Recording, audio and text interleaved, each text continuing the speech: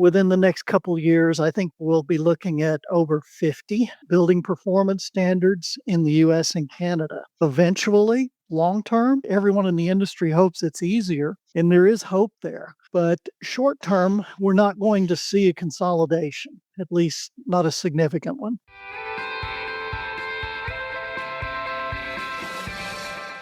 Hello and welcome to the REIT Report. I'm your host, Sarah Borkson-Keto. My guest today is Randy Moss, an industry principal at Yardi with more than 30 years of experience in energy management and sustainability systems. Yardi is a Nareit real estate sustainability partner, and Randy is joining me to explore current trends and themes in sustainability reporting. Randy, welcome to the podcast. Thanks, Sarah. It's nice to be here. Randy, first off, what's the landscape looking like with regard to energy management and sustainability reporting with REITs and commercial real estate today? Well, everyone in the REIT industry, of course, is aware of a few key drivers going on, driving discussion as well as decisions. Top of mind for many people is changes in funding for a lot of sustainability reporting and that sort of thing. In the U.S. particularly, with the federal government's shift and changes in funding availability. After funding, top of mind comes the new wave of laws coming into our industry called building performance standards. And those laws and similar laws driving that is going to be top of mind for many people, both because of the necessity of gathering new levels of data details and from the out and out threats to building investors for very high penalties for noncompliance. So I'd say funding and building performance are probably the big drivers today.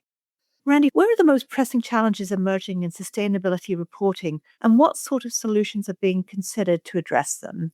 So, well, going back to top of mind and the big things going on today, the most pressing challenges are around a new variety of compliance reporting requirements. That's what we're seeing on the data side. Many requirements coming in for different properties in multiple jurisdictions. And as we've seen in the US, the federal government backing away from national standardized reporting, we're seeing proliferation of local regulations. And they all like to have different things and different tweaks in the way they approach it. So the challenge is understanding where your buildings have to comply, what all new data points you may be needing to collect. And so those are going to be key things, of course, along with the changes in funding we talked about. A third area I might add in that is increasing challenges is that as building owners are going to get all this new data, utility companies are becoming more and more sensitive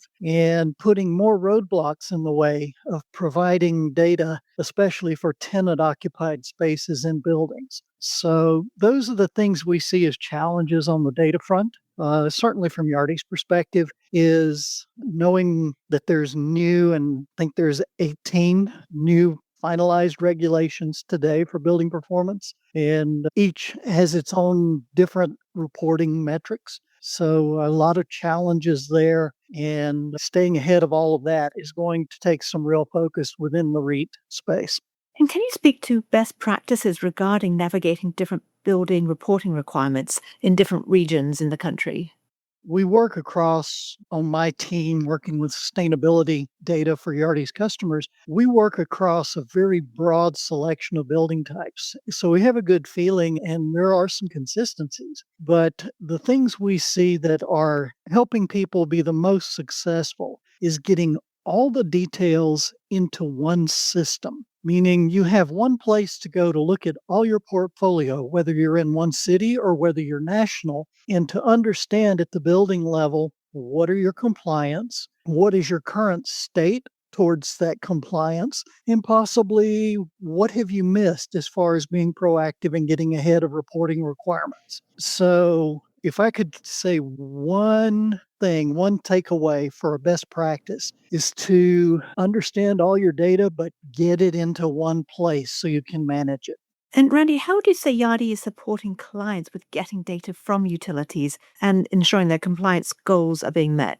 Sure. For compliance, we do, of course, bring all the needed granular underlying data for reporting into one place. We provide clients with a dashboard, is what Yardi's solution is, and reporting that gives them very good details. Again, what are the requirements for each of your buildings? How close are you? Are you on the appropriate path to compliance? If you're not in compliance, maybe what are some helpful things that you could consider to get there? Yardi has a team of sustainability experts that engage with clients and help identify the best sources of data, the best practices for leveraging that data. We collaborate closely with them. It's said that sustainability reporting is a team sport, and we're happy to be on the team with customers. And like I said, it's the collaboration that makes it work, being proactive and getting ahead, and then having good visibility into what's needed and where you are on that journey of getting everything together required for compliance.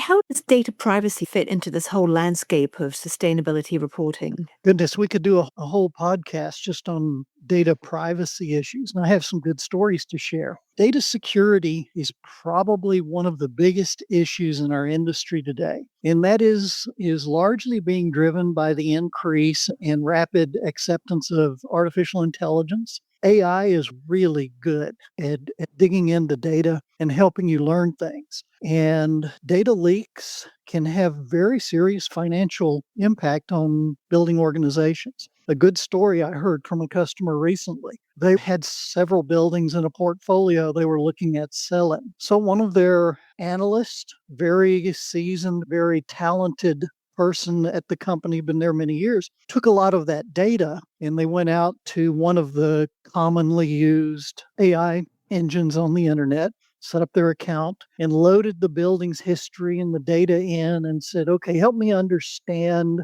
the risks of owning versus upgrading systems versus replacing systems, all the different building valuations. Here's my work order history. And the AI did a great job of analyzing all this and saying, if you sell the building now, here's this. But if you do these minimal increases, you could do this. Your past P&L does that. And so the company was able to do a very good valuation of the building. The AI account set up was a personal account without any guardrails. A few months down the road, as the building is going on the market, a potential purchaser of the building asked the same AI engine, I'm considering buying this building in this city and would like to know, are there any risks I'm not aware of or anything? And that AI engine had learned from everything the building owner had put in and was able to regurgitate all those confidential behind the scene details to the person considering purchasing. So data leaks through AI are possible, a great tool, but remember, for privacy, you have to structure your AI accounts so that you're not training the global model. The second thing I'd point out is data breaches continue to plague everyone across all industries. But a recent study showed that 81% of data breaches were from stolen passwords. So no amount of technology can replace good training and understanding by everyone's employees of what might be a phishing email, what links not to click on, when it's inappropriate to respond to an email or to put information out there. So with 81% of data breaches going from stolen passwords, it is imperative that employees are trained on a recurring basis of what to be aware of. Going back to AI, people who have nefarious intent can use AI for bad purposes and can really look like something you need to interact with. It could look like an internal email, any number of things. So these can all lead to data leaks, and data privacy being valuable and data leaks being expensive. Companies really have to pay attention to this and make sure that they train their employees about all the possible threat vectors that bad actors might use to try to gain access to their systems and their data. Sounds like this is something we need to talk about on another occasion. Oh, it is. Yardi even has, not me, but we have very strong, dedicated staff. And I have a counterpart here at Yardi, another industry principal that does nothing but talk about leveraging and using AI for very positive reasons. And would love to dig deeper sometime on that one. Yeah, we'll return to that subject. Randy, what would you say lies ahead in terms of the evolution of sustainability reporting? And do you think that an alignment of standards is feasible in the near term? So Near term, I'm going to talk the next 2 to 3 years. And the short answer is alignment, probably not. We're going to not have within the United States, certainly not a standard focus. But even as we look within Europe, we're seeing some retrenchment away from one EU standard. We're seeing a lot of discussions in Canada about different alternatives and different provinces having different ideas on reporting. So to have a more universal standard really in the near term, the next few years is not very likely. We will see I think the common opinion is we'll see a continued fragmentation. There are those 17 or 18 building performance standards that are city, state, county level today, but there's about 30 more jurisdictions that have picked this up as a discussion and are on the roadmap somewhere in the process of developing more performance standards for those jurisdictions. So if you take the limited number today and add in everything that's in process, within the next couple of years, I think we'll be looking at over 50 building performance standards in the US and Canada. Eventually, long term, everyone in the industry hopes it's easier, and there is hope there. But short term, we're not going to see a consolidation, at least not a significant one. Great. And Randy, we've covered lots of ground today, but any additional trends or themes that you expect to be watching in the sustainability reporting space? Yeah, it sounds kind of negative talking about data threats and data leaks, but let me add in a key takeaway. I've worked in energy management for many years, and as a recovering energy manager, I have fought the battles for funding and chasing things to do my efficiency improvements, and it's often been a battle to get the capital needed. One of the things I would say and that we really didn't talk about